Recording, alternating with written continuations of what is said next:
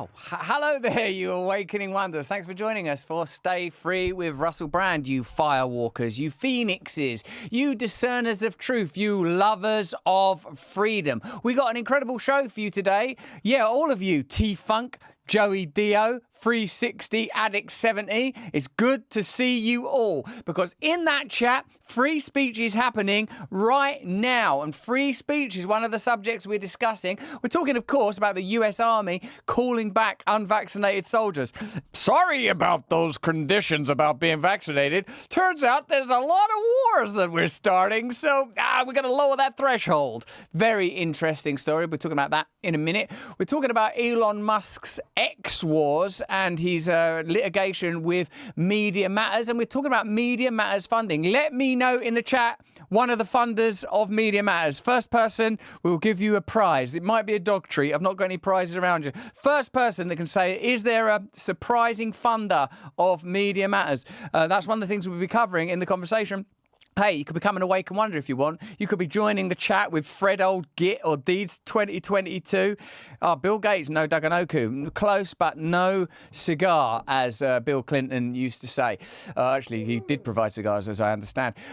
We've got loads of stuff to talk about. It's going to be a pretty fantastic show, and you're going to absolutely love it. If we get to 20,000, there'll be all sorts of treat. I'm talking about 20,000 of you on the Rumble chat. If you're watching us on YouTube, how we love you, you Awakening Wonders. How we love your loyalty, but as you know now, Rumble is where we have to lead you, the promised land of free speech. That's right. Nilo said, I hope they said F you to Uncle Sam. I think some of them have gone back because I guess these are loyal patriots. Let's have a look now at the mainstream media, the legacy media. What do you want, actually? What is this about from you? I'm not talking to you, you beloved Awakened Wonders. I'm talking to my dog Bear. Why are you being like this? Why is this happening to us? No. Have a look at this. This is no, why? This is too aggressive. Like you're going to love this. This is from Morning Joe. It's a show I've been on myself. It's an unusual program. Here, Joe is like one of the things they say about Trump is like he uses too much. Yes, love in action. George Soros, you got it. Well done. Well done. It's George Soros. On this bit of Morning Joe, it's incredible. It's incredible because, like, one of the things they're always saying about Trump is that, he's dangerous, he uses too much incendiary rhetoric. Check out this for incendiary rhetoric and take your damn dog trick. Just because he hasn't done it yet doesn't mean he won't do it. You could say that about anyone and anything, couldn't you? That's what I always think about nuclear wars. Like, they think, there won't be a nuclear war because there ain't been one yet. Well, there has been a little bit because, tell that to the people of Nagasaki. When he gets a chance to do it. And if he is voted into office, then a lot of these people that are talking about literal or figurative or whatever Literal and figurative are pretty different ideas, aren't they? I mean, I know I'm English and many of you are Americans, and by God, I love you for it. I love you in the holy name of our Lord. Literal and figurative are at opposite ends of the linguistic spectrum, aren't they? Literal means to the letter, this is what's happening. Figurative means it's an image, it's a metaphor, it's not happening. Hell, they're saying you're going to look like idiots because he will get away with, he will imprison, he will execute. Whoa, execute? Where are you getting that from? Where's that come from? Like, that would come over a lot better if there weren't more people incarcerated under the Espionage Act under Barack Obama than any other former leader. You might need to fact check that, but I feel that Barack Obama, he was espionage acting people all over the gaff. Whoever he's allowed to imprison, execute, drive from the country. Prison, execute, drive from the country, like shoulder barge them across the border. Very interesting, because this is what is interesting about legacy media is they claim to offer a materialistic and rational perspective. This is a secular approach, yo. They say there is no God, there is no divinity, there is only that which can be measured. And yet they use the kind of hysterical zeal that you would anticipate getting from someone in a kind of evangelical trance. Just look at his past. It's not really hard to read. The only thing that stood between him and the destruction of American democracy was the federal judiciary. No doubt about it. There you go. That's the kind of debate that you get over on the legacy media. Karine Jean-Pierre made a statement. Of course, Karine Jean-Pierre is the press secretary for Joe Biden. This is astonishing. Look at this. Judge this for yourselves using your own consciousness, which I believe to be connected to the divine and a great, powerful resource. I would put the president's stamina, president's wisdom, ability to get this done on behalf of the American people against anyone on any day of the week. Anyone on any day of the week. Wednesday and, I don't know, The Rock. I think The Rock would do well. Or Thursday and then maybe sort of Bert and Ernie. I mean, there's so many people that I would back above Biden. Had a fascinating conversation with Chris Hedges, who I reckon you lot will find edifying, informative. He said that Joe Biden is intellectually impaired and has always been in the pocket of the military-industrial complex. This is a topic where a lot of us need education, and New York City are going to take us to task on this. You know that a lot of care workers didn't return to their work after the COVID mandates were revoked. You know that, right? Oh, sorry, mate. Did that hurt? I'm so sorry. I'm so sorry about that. Are you okay? Good lad. Don't flinch, you peculiar boy. Let me give him one more treat. Listen, you know, Kathy Hochul, she's the New York governor. She's giving on-the-spot lessons to teach us how to spot conspiracy theorists. And I bet many of you could spot one with the simple use of a mirror. Today I'm directing the Director of Division of Homeland Security and Emergency Services to develop media literacy tools for K through 12 in our public schools. This will teach students and even teachers to help understand how to spot conspiracy theories and misinformation, disinformation, and online hate. Start talking about what we're seeing out there. Give the teachers the tools they need to help these conversations in school. It's interesting because, of course, in New York City, many children were kept out of school during the pandemic period, in spite of the well-understood facts. I think I'm safe to say this on YouTube. Am I safe to say this? That broadly speaking, the disease did not impact children. That they were educationally impaired as a result of those directives. I mean, what are the consequences now of that period? How impactful was it? How negative was it to children? And I mean, and it seems like discussing that would be regarded as a conspiracy theory by the governor of that state. So yeah, brainwash them early. Gemo698234 in the chat. Extraordinary, extraordinary. And by teaching younger New Yorkers about how to discern between digital fact and digital fiction. Who now doesn't know that the terms misinformation, malinformation, disinformation simply mean information that is inconvenient to the interests of the powerful? Any of you in any doubt about what that term or those terms mean anymore? It's become completely completely clear. Blessed old bird in the locals chat looks like Botox to me. Are you talking about the governor there, or me, or Bear? True nature's child. Social isolation for kids isn't good. I agree with you. Oh, no Daganoku. They're talking about Botox with your governor there if you're in New York City.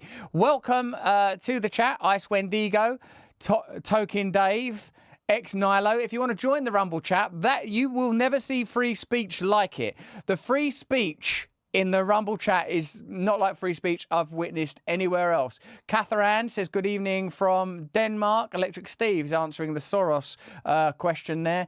And yeah, there's all sorts of stuff up there. Okay, let's have a little look now at the Army's choice to invite back many of the military personnel that they expelled after they refused mandates. Where is that?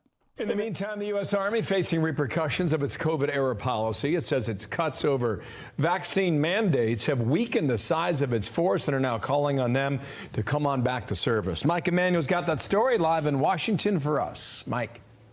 Bill, good morning. The Army kicked out more than 1,900 soldiers for refusing a COVID vaccine. At least 19 of them have now been welcomed back to active duty. A letter signed by Brigadier General Hope Rampey, Army Director of Personnel Management, says, quote, as a result of the rescission of all current COVID-19 vaccination requirements. You know there's wars coming when the word rescission has to be introduced to your vocabulary. Former soldiers who were involuntarily separated for their refusal to receive the COVID-19. I'm just going to involuntarily separate you from the Army. I'm just going to involuntarily separate you from your own reproductive organs. Involuntarily separate is an interesting piece of bureaucratic jargon for kicking someone out of the Army. Isn't it curious the way that military personnel make up such a significant portion of your country's homeless population? Isn't it significant to discover that many people that are still serving in the Army are unable to support themselves and use food banks? Isn't it significant that patriotic rhetoric can be deployed, but the kind of principles that patriotism would demand so seldom is applied? Is this, let me know in the chat, yes or no, or Y or N, simply to save time. Do you think that this is another example of the exploitation of ordinary Americans? Do you think that this is another example of poor treatment of military personnel? Vaccination may request a correction of their military records. The Army is struggling when it comes to meeting its recruiting goals. Active duty has dropped from 485,000 in 2021 to about 452,000. Its goals for fiscal 2023, which ended at the end of September, was 65,000 new recruits. The Army came up 10,000 short, so Army leadership is outselling service. Wow, they're pitching service. They need people. And I increasingly feel, and I wonder if you agree, let me know if you do, that so often these foreign escapades, these expeditions abroad, are not in pursuit of American interests, but the interests of the establishment elite that are masked behind the language of patriotism. Just think of the current conflicts in this world. How is it benefiting ordinary American people to continue to fund this war between Ukraine and Russia? I'm not suggesting that Ukrainian people don't have rights. I'm suggesting that diplomacy should always be on the table, shouldn't it? Is the American project, the American military project, about supporting ordinary Americans, or is it protecting ordinary Americans, or do you think it's about generating profit for the military-industrial complex who require perpetual war in order for their business model to operate? Like, one, for its patriotism, two, for profit. We're looking for more, a call to service to come into our ranks, and I think it will accelerate their life. So we'd love to talk about the opportunities to be in the Army or any of the services.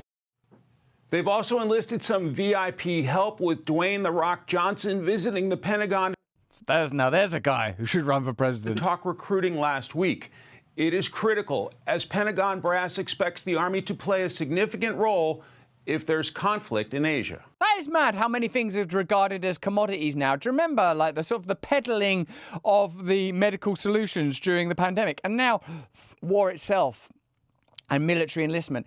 You should know that I have so much respect for people that serve in the military, for people that serve in the police force, firefighters, nurses, teachers, people that commit themselves to public service, holding the world together through dedication and devotion. That's why it's particularly painful when they are exploited and used essentially to service the agenda of the establishment elites. Remember, in a little bit, we're going to be covering Elon Musk's legal battle with Media Matters. You've correctly guessed that they are funded by George Soros in part. But what you may not know is that Media Matters are part of a kind of a Democrat Party machine that ensures that many people with countervailing views are shut down and censored. You may not know that.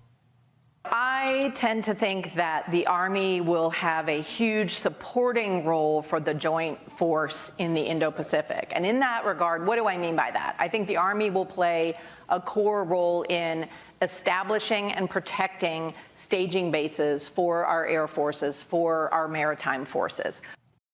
If they're bringing out the rock, it means a war with China is almost certain. The propaganda machine is stepping up. Musk must prevail, says CBob1 in the Awakened Wonder chat over on Locals. And the rock is receiving some spicy commentary over in the Rumble chat. If you're watching us on YouTube, remember, come over and join us on Rumble, because in a minute our content gets a little more contentious. We showed you, for example, just yesterday that the WEF has been posting its solution to homelessness.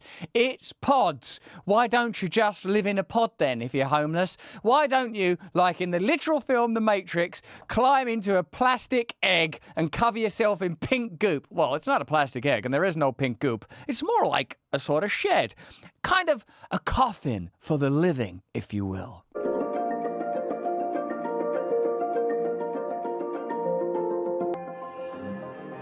This bright and breezy music, no? Well, it's bright and breezy as we've sort of marched into the various forms of cells that they're proposing. But this is only for homeless people. It's only for homeless people. They experiment on homeless people. Then you know what happens next.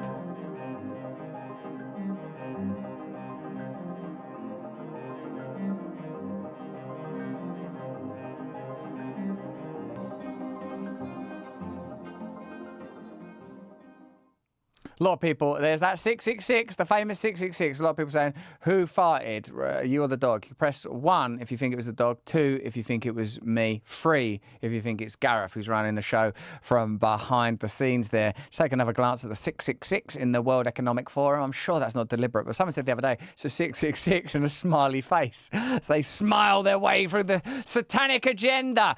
But that pod life that's being proposed as a solution to homelessness, good. Yeah, it's going the way I'd like it to go in terms of the vote for who did that fart, is now being sort of sold to everybody. I think in San Francisco, where President Xi recently visited, and Gavin Newsom, in spite of all of his liberal rhetoric, rolled out the red carpet, and that red carpet wallpapered over homelessness. The homeless people were ousted to the periphery. Where's the compassionate language then? Where's the, hey, we have to help everybody stuff then, when they're welcoming a dictator? That if Trump expressed admiration for that dictator, they would say, oh, look, see, Trump, he loves dictators because he wants to be a dictator. More hysteria, more madness. Let's have a look at this pod life story. We've got a brilliant speech from Trump and a little bit of Cardi B in a minute. Rents across America have skyrocketed, nowhere more so than in the San Francisco Bay Area. Affordable housing extremely hard to find unless you're cool with pod life. CNBC's Kate Rogers on small-scale living in Silicon Valley. So this is the main normalization of the agenda of the powerful. Remember that. That's another function of the legacy media, to normalize innovation and advances that we will ultimately be ushered into. So this is, I would say, sort of fits under that. Throughout the pandemic period, vaccine passports, all that stuff became it became normalized, didn't it, through sort of conversation. Now, the idea that we should live in little pods is becoming sort of presented through soft propaganda. That's what I think. Let me know if you agree with that, yes or no, in the chat. pod room.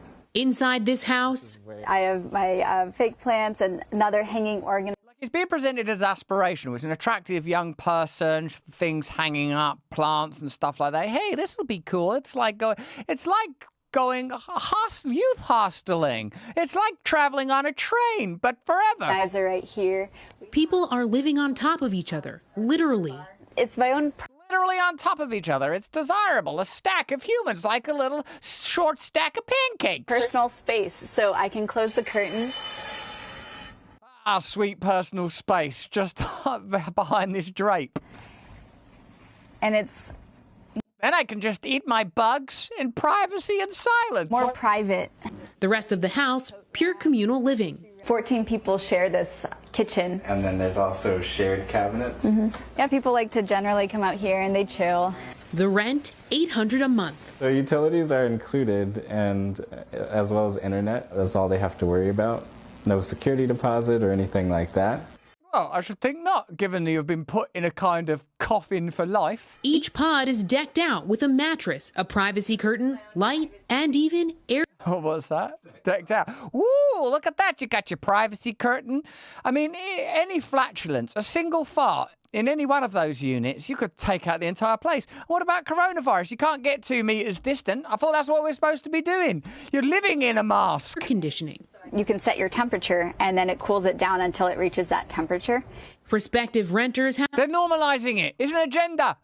to jump through the typical hoops, application, background check, but also the question, would they be a good fit?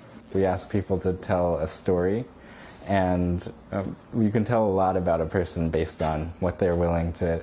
I'll tell you a story how centralised authority is seeking to delegitimise national democracy, is normalising authoritarianism, is introducing medical measures that may not be beneficial to ordinary people, is militarising police forces, making protest illegal and making freedom a kind of crime.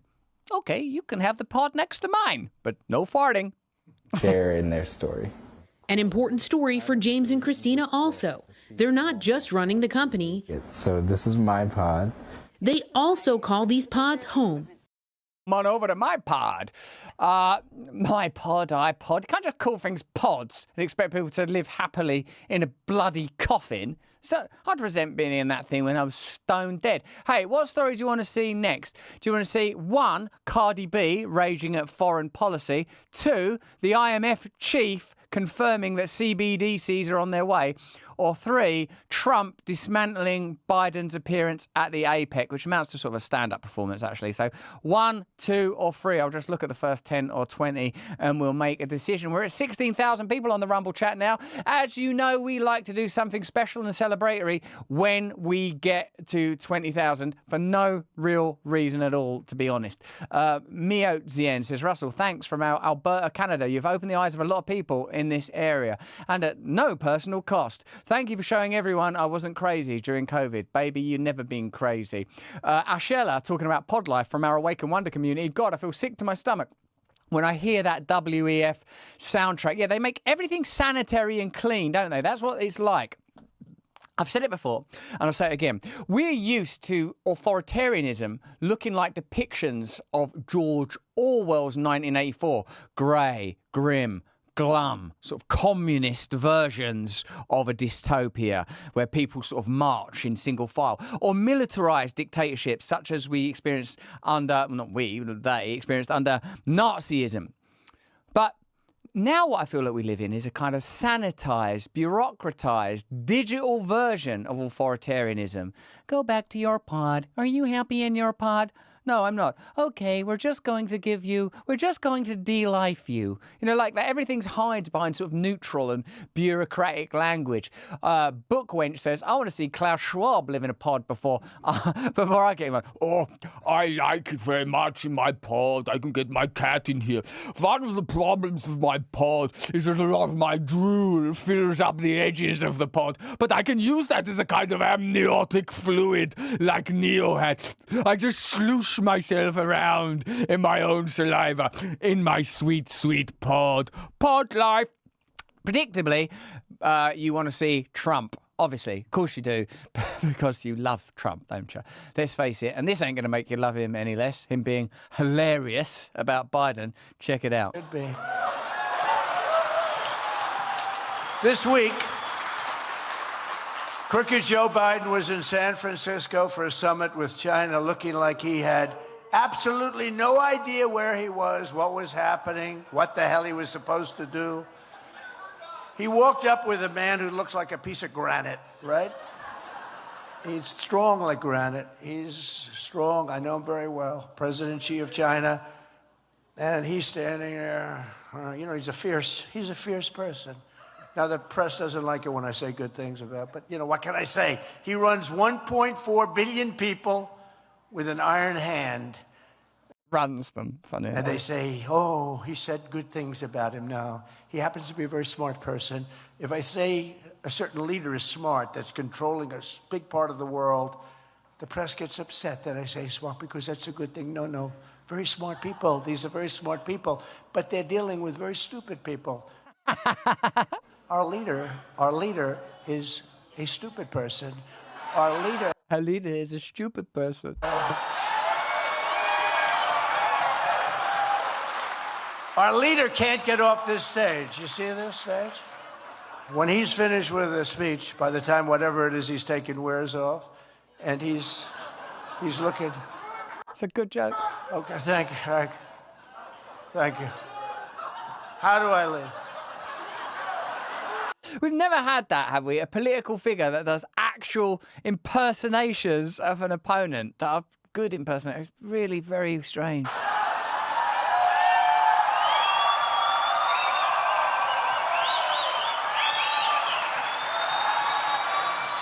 That's what happened. This is the guy we have keeping us out of nuclear war. And by the way, I've been indicted more times than Alphonse Capone. He's going back. This is material now. He's back on material. That riff's gone well. So he's like, now I'm going to do a bit of stand-up. Now I'm going to hit him. I'm going to hit him with some of my A-grade material.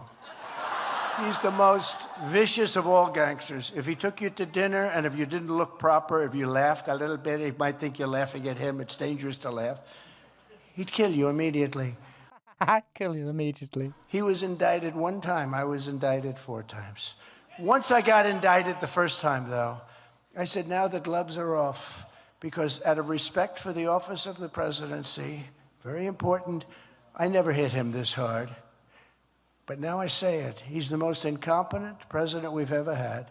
He's the worst president we've ever had. He's a total crook. He's a total crook. Amazing, extraordinary, incredible. Is there another?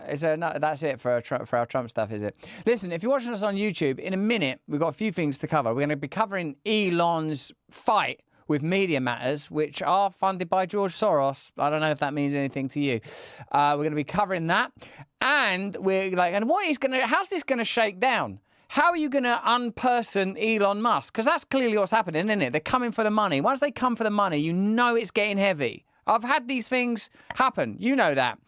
And on that note, if you're watching us on YouTube, we love you. That's why we put content up there. We love you and we want you to join us on Rumble. There's a link in the description. In a minute, we're going to cover a story about Peter McCulloch. You know Peter McCulloch. Without Peter McCulloch, we wouldn't know many of the things. I contest this. We wouldn't know many of the things we know about the pandemic, the inefficiency of lockdown, and let's say, some of the complicated aspects of that certain medical solution that was rather heavily promoted. He's recently testified on a recent analysis showing that 99% of people dying from COVID are 100% fully vaccinated. That's obviously not a story we can cover on YouTube. Click the link in the description. Join us over there. We'll see you in a second, you awakened wonder. We love you.